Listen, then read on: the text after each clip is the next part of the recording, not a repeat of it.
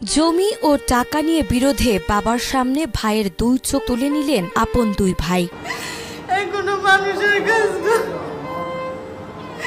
এটা কোনো মানুষ করতে পারে না। বরিশালের মুলাদিতে পারিবারিক আর্থিক বিরোধে এই মর্মান্তিক ঘটনা ঘটেছে। নাজিরপুর ইউনিয়নের সাহেবেরচর গ্রামের আশেদ ব্যাপারীর মেজো ছেলে রোকন এবং ছোট ছেলে স্বপন আপন সেজো ভাই রিপন ব্যাপারীর দুই চোখ তুলে নেয়। জায়গা জমি নিয়ে কিছু ঝামেলা ছিল, ওনাদের কাছে কিছু টাকা পয়সা পাইতো আমার বাবা।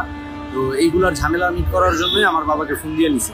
গ্রামে নেওয়ার পরে যে রাত্রে 2:30-3টার দিকে আর কি প্রথমে বাইটা বাবাকে প্রচন্ড পরিমাণ মারছে, পিটাইছে। পরবর্তীতে আর কি যেটা চোখ উঠাই গেছে।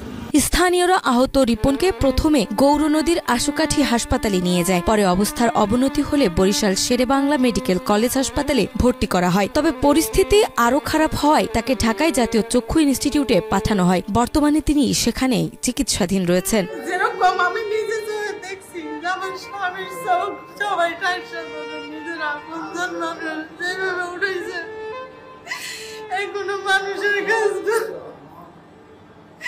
এটা কোনো মানুষ করতে পারে না।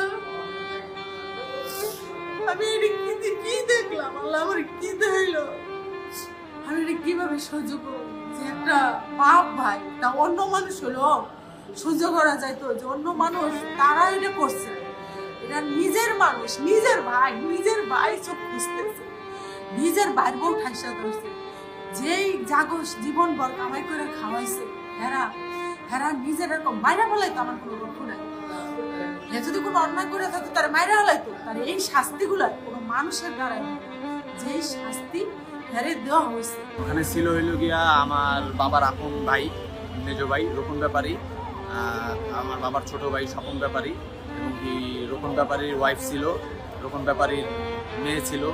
এখানে আশপাশে আরো অনেক লোকজন ছিল, প্রায় মোট ওরা 8-9 জনের মতো লোক ছিল।